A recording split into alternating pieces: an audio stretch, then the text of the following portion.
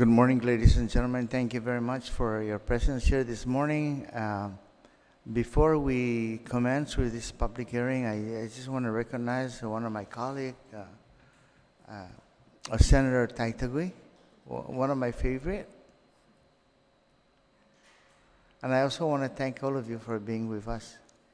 And the first thing that we're going to do here, well, let me just start off with some administrative announcement that I usually would do. And that is, if anybody's going to testify here on this, we're going to start with Bill 182 first. And that's regarding the correction officers reserve volunteer. We're going to start with 182, and then we're going to go into 183, which is the bill on the commissary thing that we're trying to create. So those that are giving testimony, if you can come up here, and if you're giving, you're presenting a testimony based on a written testimony, you can also come up. If you want to just send that written testimony, and I'll give you the address, my email, and the address where you can send that written testimony to my office, that's fine also with me. Ladies and gentlemen, this public hearing on Bill 182-35 is now called to order. And the time is 10 o'clock. The Committee on Public Safety, Border Safety, Military and Veterans Affairs, Mayor's Council, Infrastructure, Public Transit is conducting a public hearing here today on Bill 182-35 COR, an act to add a new section 90.41 to Chapter 90 of Title 9, Guam Code annotated relative to creating an inmate commissary at the Department of Correction. For the record, and in conformance with Section 8107 and Chapter 8, Title 5 GCA, the first public hearing notice was sent out on Thursday, October 30th, 2019, to adhere with the 5 working days that is required to be put out. And also, a second public hearing adhering to the 48 hours notice was sent out on Wednesday, November 6th, 2019, and in addition to these notices, it was also sent out to the media and posted on the Guam Legislature's website.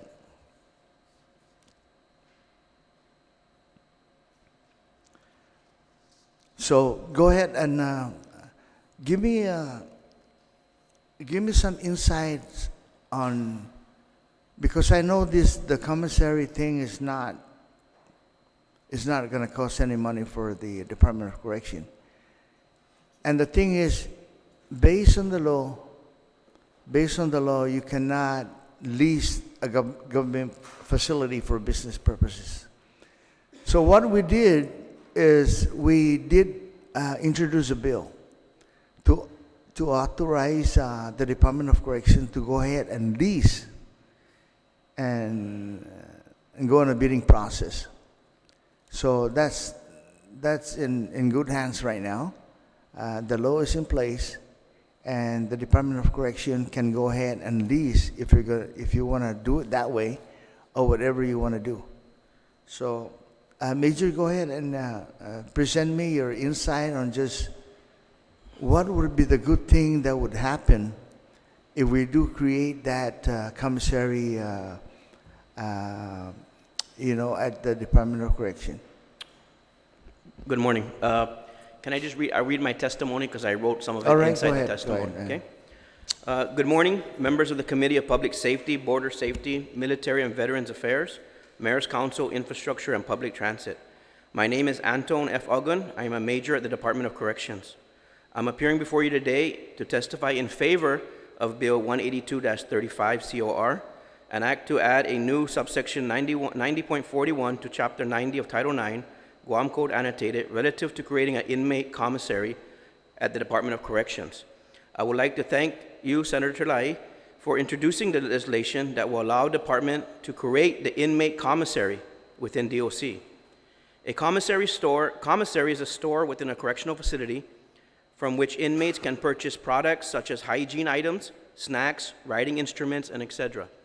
Inmates will make purchases through an account with funds from money contributed by friends, family, and family members, or earned wages in the event of a prison industry program down the road.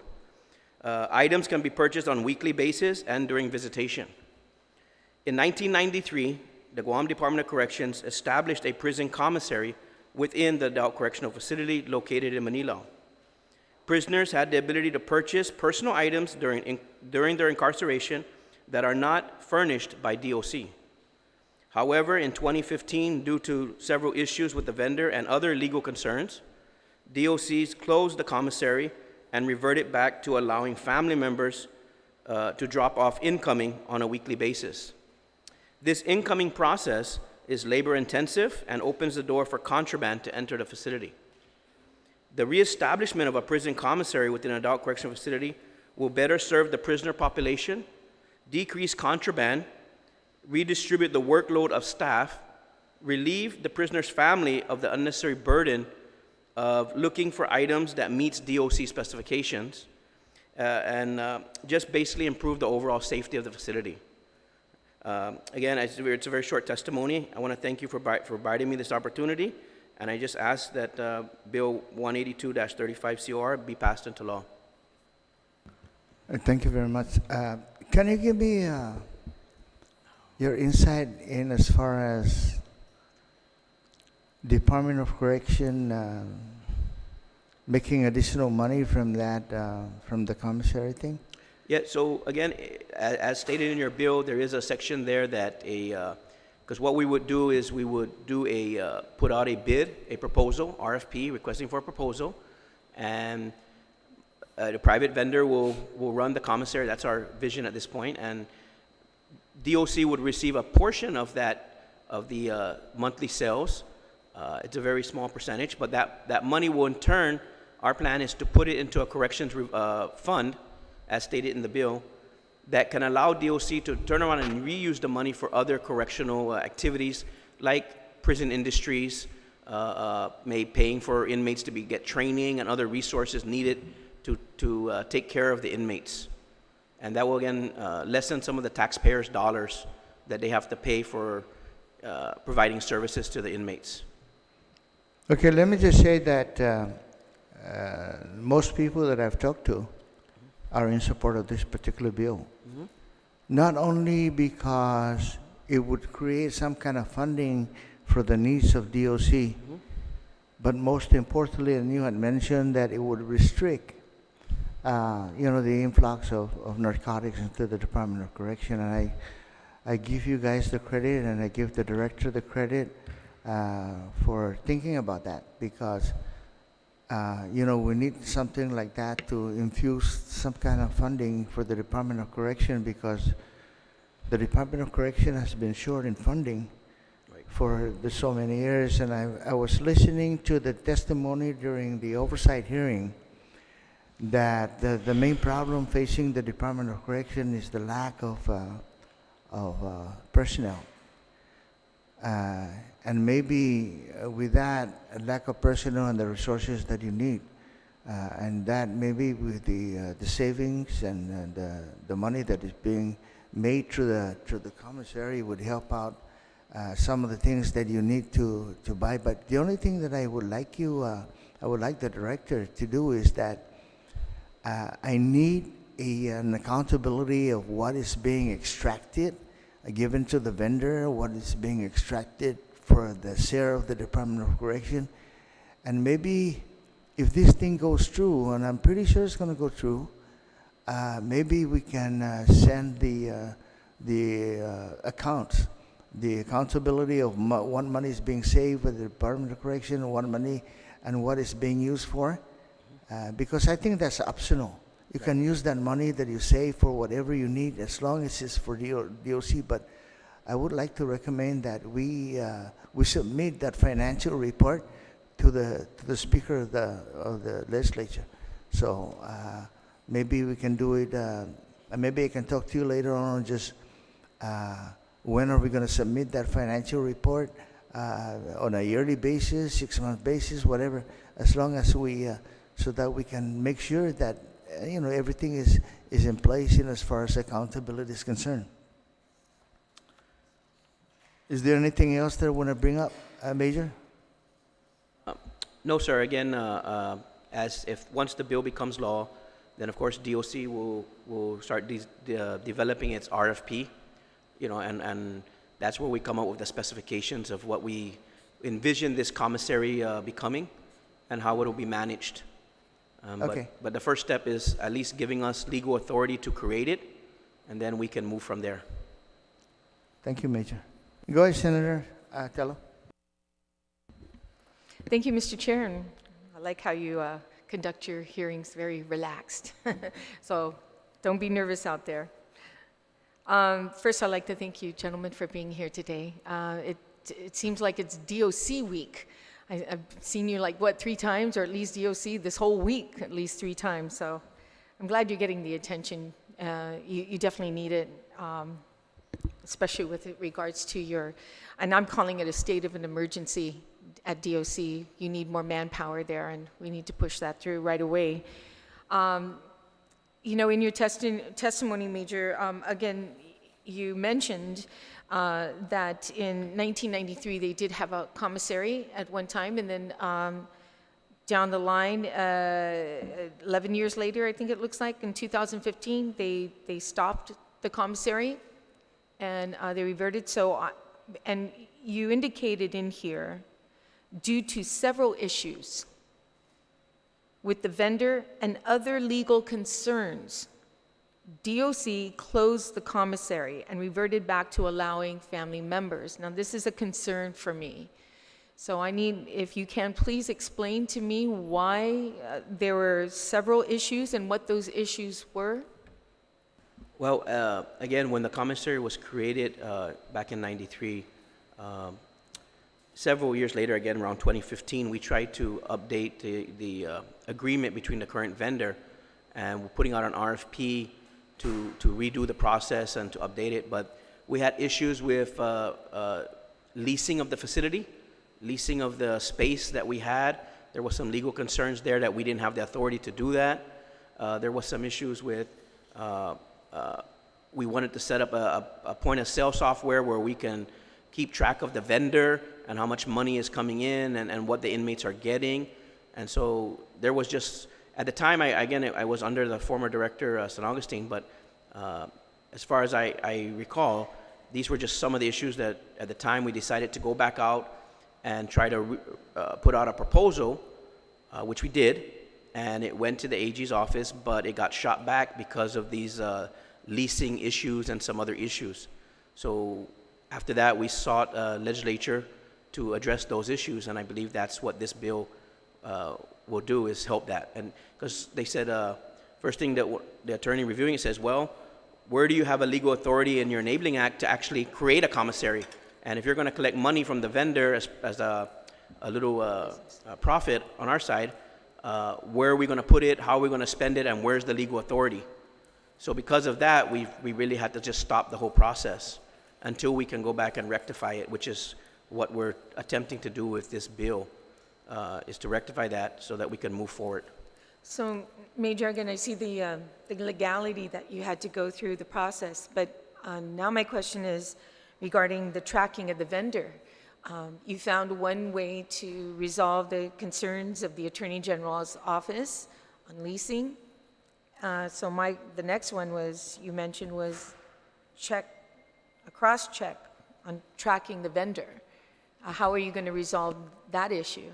Okay, so as we develop our proposal, right, the bid specs, we're putting in the proposal at this point, and it can be done because other correctional facilities do it in the mainland, where they have a point-of-sale software that is capable of integrating with our inmate database system, and also we would have limited access to review inmates' accounts and be able to track what inmate is getting what money and how much they're getting, and be able to manage that. In the past, we weren't able to do that. We didn't know how much the vendor was collecting. We didn't know how much he was spending. I mean, the family members would come in and deposit the money cash to the vendor at the prison, right? Every once a week, a certain unit was allowed for incoming, and part of that was depositing money. But DOC had no access to track the revenue.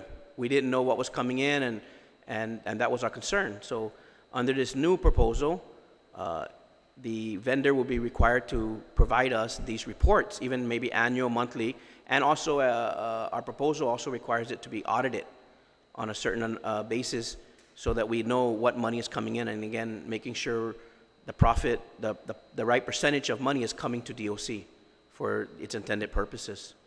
And the way I envision this, of course, and we've talked about this with the management, is a cashless system. Most prisons now operate with a cashless system, meaning family members don't have to come to the prison to deposit money anymore, cash. They can go online and do it through like a PayPal process, where you can go online, log into there's certain softwares out there that are available that allows people to deposit money. Like even right now, currently, if you have a family member in the federal prison system, you can actually go online to their website and find the prisoner's name, the account number, and upload money right from the comfort of your own home. Is there a limit to how much a family member can deposit into an inmate's account? We will put a limit, ma'am. Previously, I believe our limit was 300 at any given, like for the whole month. So you couldn't have 300, spend it, and then get another 300. It'd be like for the whole month. But my understanding in the past that nobody really met that threshold, But we will put a limit, and that's why we want to be able to monitor it, so we can double check who's got the money, where is it coming in, and what they're spending it on, and things like that. So all of those details will be worked out as we work on our RFP and our proposal. So that's where we'll get more technical and on how we envision this system. And Who are you going to have review this RFP? well, we already have internally drafts, but again, I'll just work with the director, and we have a legal counsel, and we could reach out to other people in procurement to assist us with making sure we dot all I's and cross all T's on it. According to the fiscal note that we were reading, it says here that the amount of money that you could generate from this is, according to them, is about $5,000, a little bit over $5,000 a year. It's awfully low amount, but have you been able to read the BBMR's fiscal note? Well, the reason why we were never really able to come up, we just looked at our population of inmates. Right now, we're about 700 inmates, and some of them, of course, probably won't have any accounts. They don't really have the money, maybe. Others will. And our hard part in coming to a good number is that for all those years the commissary was in place, we weren't getting numbers to really track the revenue generated. So again, we just looked at our population. We looked at the current trend, because right now inmates are allowed to receive $20 in quarters through their incoming process, and they use it to buy Coke and other newspaper and other things in the prison. So, we just kind of took an average of the inmates receiving $20 and figured out there would be a few more that might receive a little bit more, and just came up with an average number. But really, once we get the program going and these reports start to generate, now we'll be able to really look at how much money it's generating. And again, but although it's good to generate money for prison activities, my main concern is contraband and stopping the flow of traffic coming into the prison, where hundreds of families are going to the prison in Manila to drop off items, and potentially hide contraband in some of those items, which makes our staff have to search the items and spends a lot of time doing that. They drop off everything from clothes to personal hygiene stuff to different things, and it takes time for our staff to go through each one of them and make sure that nothing is hiding in the seams of the pants or within the shampoo and things like that. And then it becomes accountability. When staff are logging it in, they spend all day receiving this incoming. We have bags of it. Then towards the end of the day, we have to take it to the housing unit and start distributing it and making sure sometimes it can go up until 9 p.m. at night just to distribute it and get it all out. And then if there's things missing, we got to deal with it. So my main thing is just to slow the contraband and to decrease the workload of my visitation officers. That brings me to my next question, Major. Again, what makes us think that the vendor doesn't need to be scrutinized or not investigate, but to inspect his inventory coming into the prison?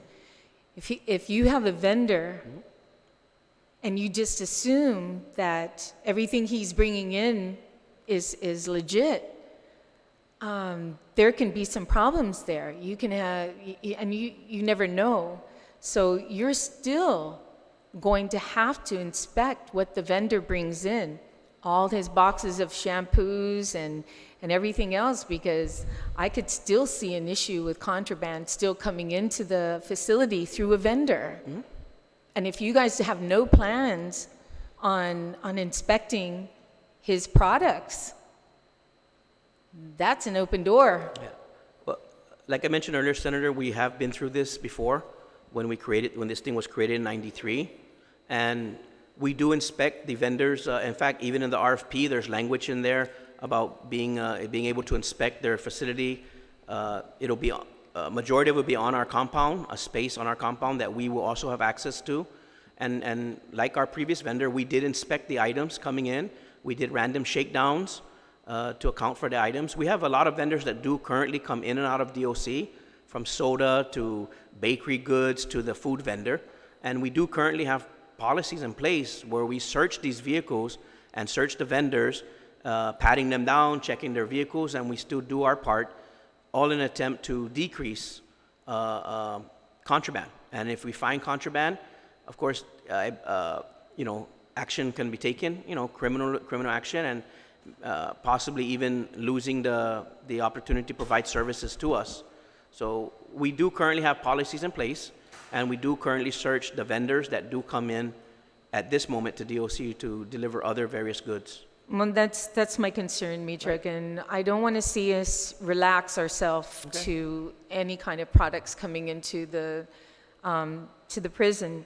Just because a vendor is doing it should not give you an excuse not to be able to review these or inspect these items. So please, ensure. And go ahead, Joey. You're about to say something. Yeah, Go ahead. I just want to make a comment on that. I think it would be less of a burden to inspect a vendor as opposed to the amount of traffic that we currently have going in, with all the visitors and family members. So we would, we of course will look at establishing an SOP to, of course,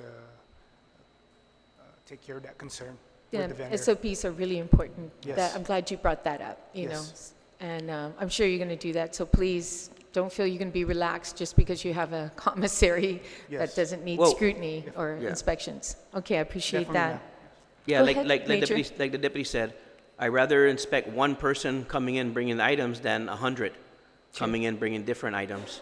And we do have a SOP at our service gate that requires how to search and things like that. So it is being done and it can be done. What do you plan on? I mean, this bill was obviously at the request of DOC. Is that correct? Yes. Okay. So that means you probably have a location as to where you're going to have this commissary set up. Where will it? Yes, we have a small area in our in the Manila prison at our visitation area, where the previous commissary or canteen, as they called it, was operating out of. That place is still vacant, and we plan on using that same venue. How many officers do you have when visitors are coming into the visitor station? How many officers are stationed there during this time? It depends, because visitation, we create a calendar for the visitation and the incoming, and right now incoming is like every other week depending on what unit. So in average, I have 8 officers currently assigned to that section.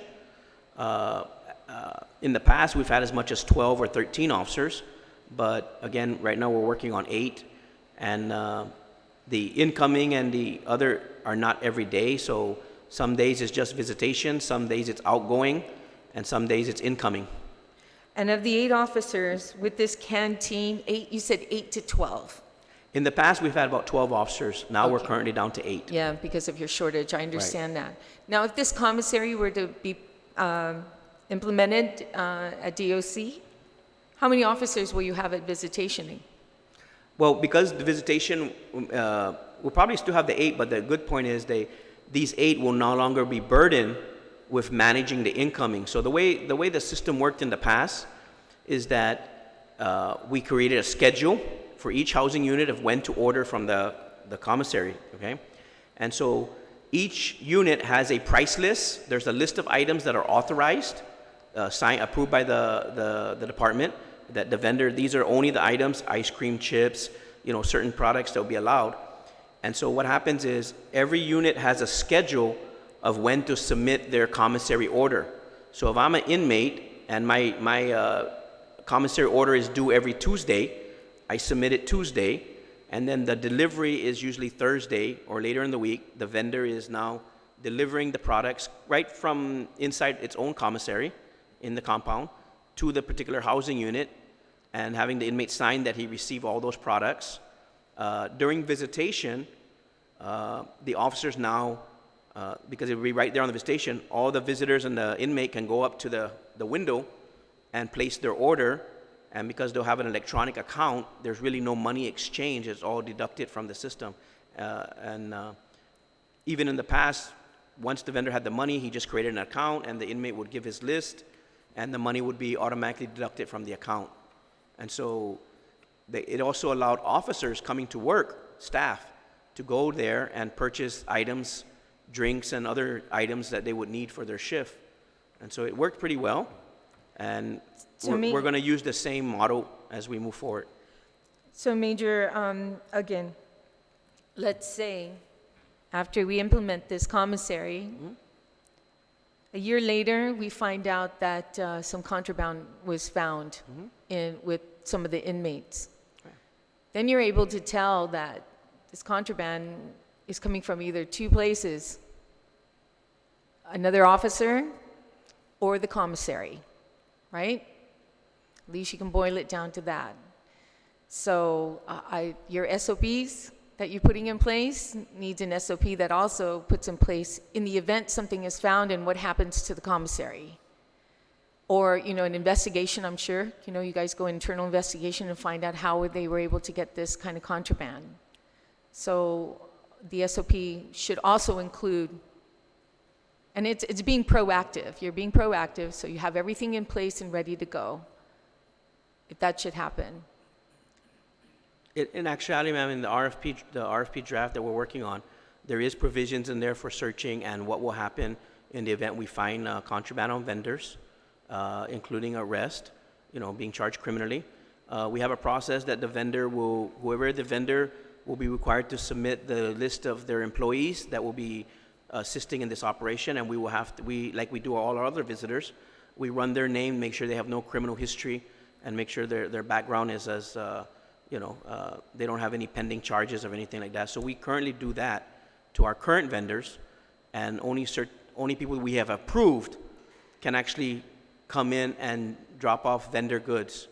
And so we currently have that process in place, and we don't see that changing just because the commissary is there. Well, transparency, transparency, transparency.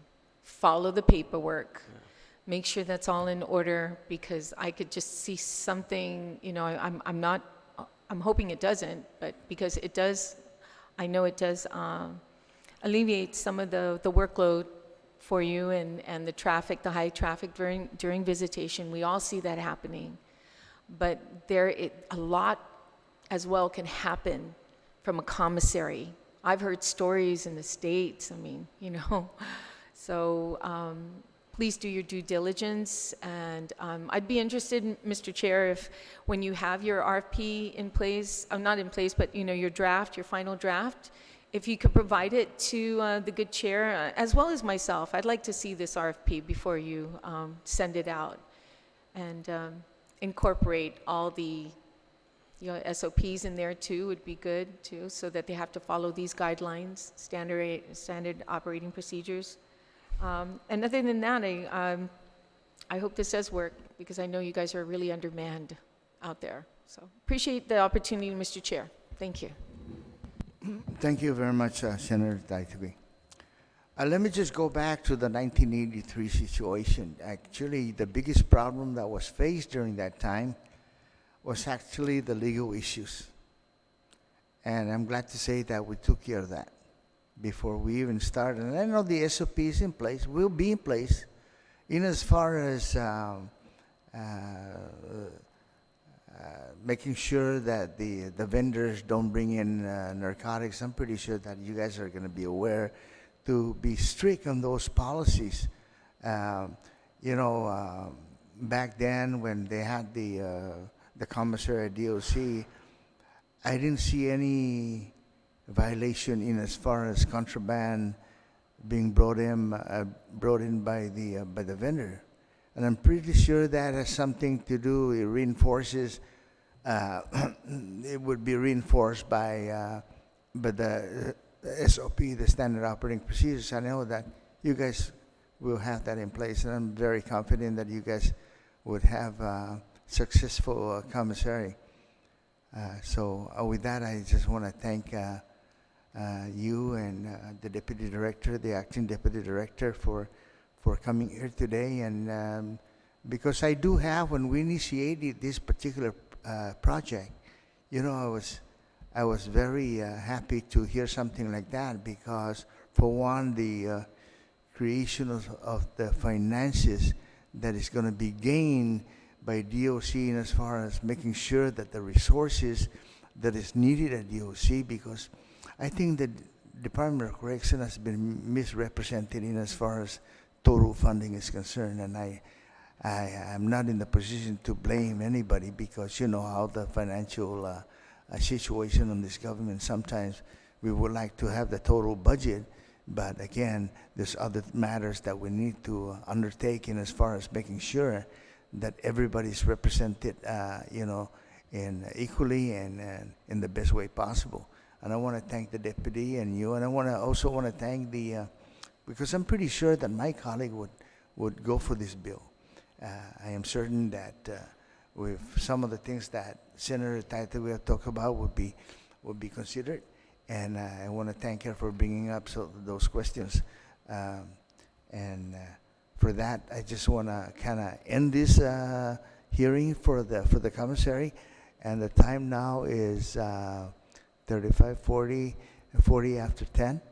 So we can consider this public hearing on Bill 18235 adjourned, and we're going to start with 183.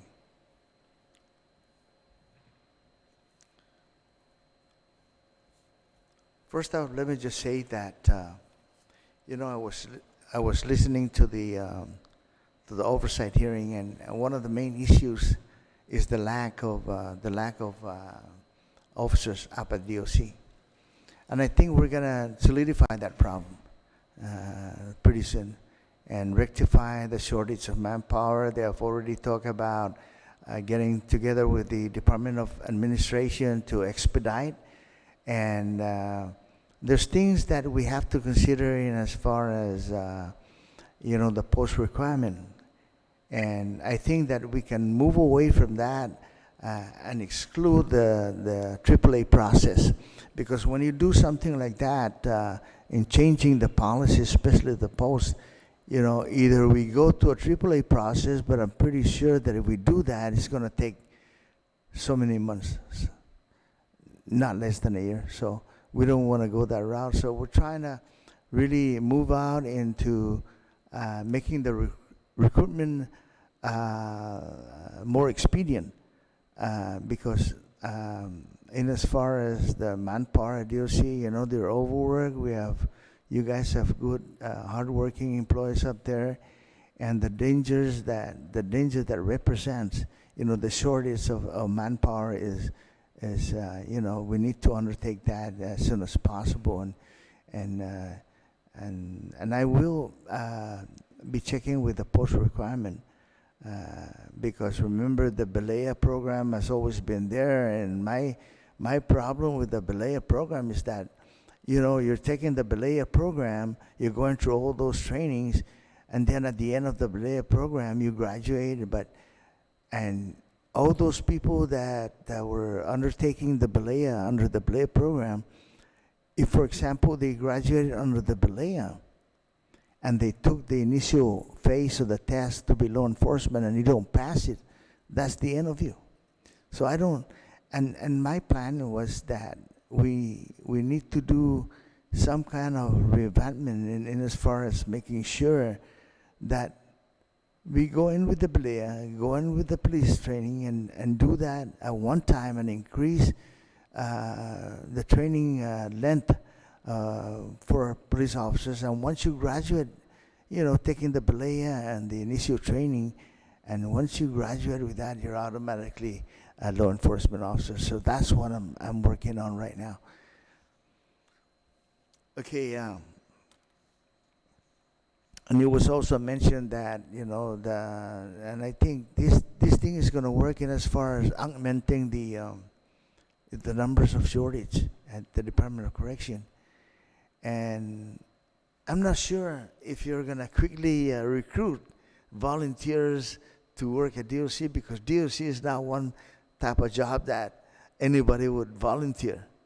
So maybe later on in time we can have something in place to at least compensate these people for something that, for showing up. Because if I ask you right now, maybe you have some numbers in as far as people wanting to have that experience in law enforcement.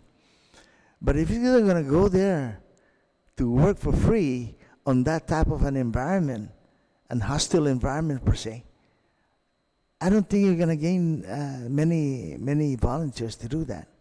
And I know that if you, I'm not going to ask you the numbers, because you probably won't know the numbers that will volunteer. I'm just taking this upon myself, because to volunteer, if you're going to volunteer for like maybe an agency like Parks and Rec, or maybe agency that does not involve the inmates, maybe you'll find a bigger number. But in as far as getting volunteers, and I know this would be a good program because it would augment the shortage of manpower, but I'm not sure. But I tell you, Major, right now that I'm thinking about giving some financial incentive to these volunteers. And I'm going to do everything possible to make sure that, these people we gain these people, we got to pay, we got to give something back to this, because I know these people will probably have families and bills and all that. So we cannot just sit back and say, oh, we got volunteers, we're augmenting the numbers of correction officers at the Department of Correction. So this is what I'm going to work on, and maybe give them some incentives, because remember now that the police reserves, for 42 hours, they get like $250. And I reinforce that. Now, if you're a police reserve, and I'm going to tailor that down to the same as the volunteers for the Department of Correction. They put in 500, if they put in 42 hours, they get $500. And that's a lot. That's a lot. 42 hours is probably a little bit over a week. So I'm going to do something. I'm going to tailor that down to what we have now, and that has been passed already, where when you put in 42 hours, you get $500. Don't you think that would be great? I want to hear it. And I know the acting deputy director is with me on this one, because I don't think you're going to gain a lot of volunteers for DOC. But if we put in the $500 for 42 hours, I think that you would have an exaggerated numbers of people that would be interested in joining that program. Okay, so is there anything else? Madam Senator, do you want to bring us something? Well, thank you, Mr. Chair. I know I haven't heard from you guys yet on this bill, this particular bill, but I did read your testimony, which was like, 4 lines. You support this bill. Is this bill's at the request of your department? Yes. Okay. Again, we all understand the shortage that we're having, and I think it's a state of an emergency, to move forward. This program is very similar to the civilian volunteer police reserves. CVPR, and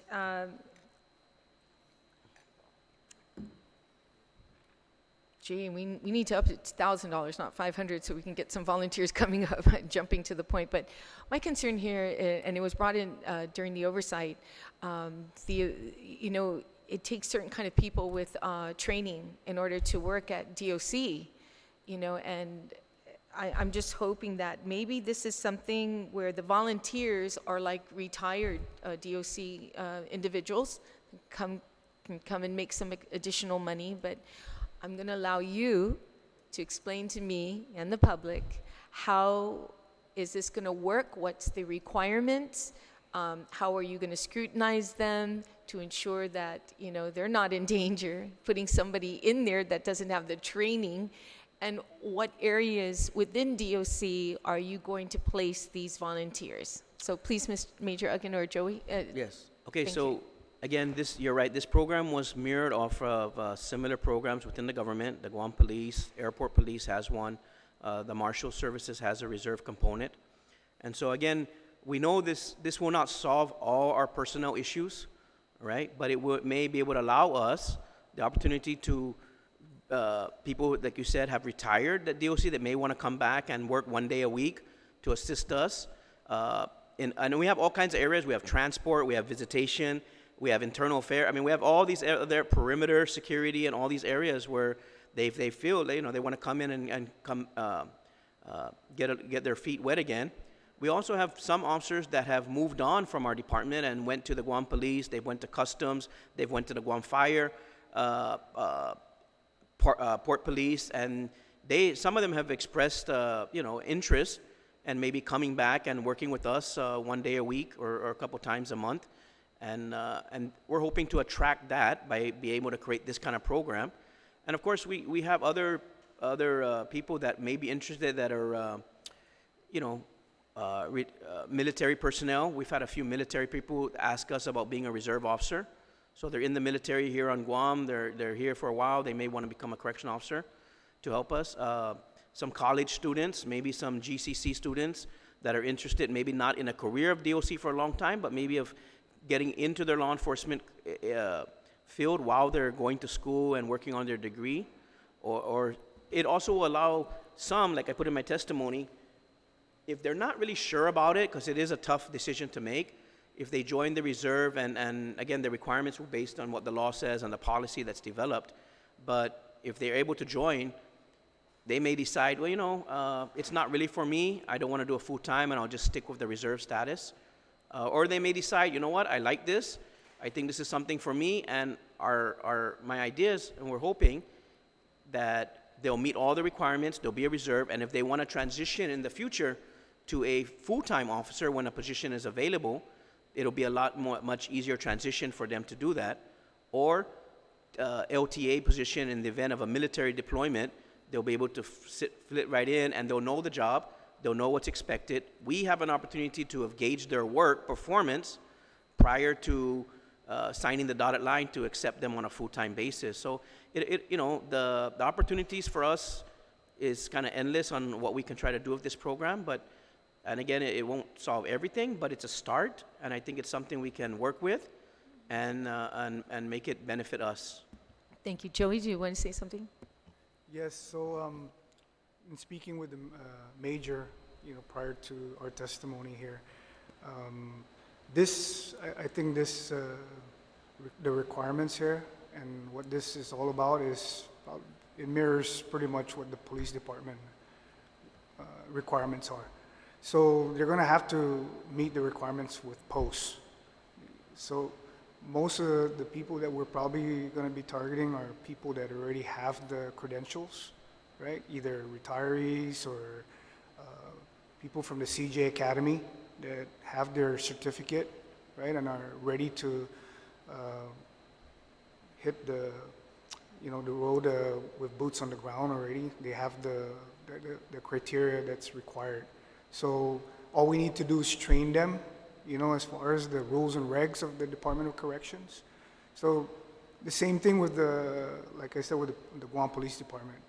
We're targeting personnel that already have met the requirements. And it's probably, like the senator said, it's going to be a challenge to get people to come to the Department of Corrections only because of the type of, environment that you're faced with, as opposed to maybe, the airport police or, the port police. So there is a challenge in probably recruiting and getting people to volunteer up in the corrections facility, but at least it's a start. We're trying to do something to help with the manpower issues, and I appreciate this bill. Thank you so much, Joey, for that. And that was my next thing. I think we should up this to 1,000. That would definitely bring more of an incentive. And because of the situation at DOC or anybody working in that environment, Yes. you guys get hazard pay, right? Yes. Okay, so, but I think maybe you might want to consider that. I think you'll get a lot more people wanting to volunteer with the kind of background that you need for them to come to DOC. So it might be an option, Mr. Chair, to increase this to 1,000. So my next question, because of its state of emergency that I'm looking at, and I remember what you said, Major Egan, that at one time DOC did call for a state of emergency at Department of Correction when the manpower was like 200, and if I'm not mistaken, around 210, 215, when a state of emergency was called. You are down to 160, and no state of emergency has been called. I'm just really shocked at that, and I think I'm hoping that your director, as well as you, Joey, to move forward on that, to get the governor to help you guys out, to do something. And the next thing I had was, can't the governor put out an executive order to do this?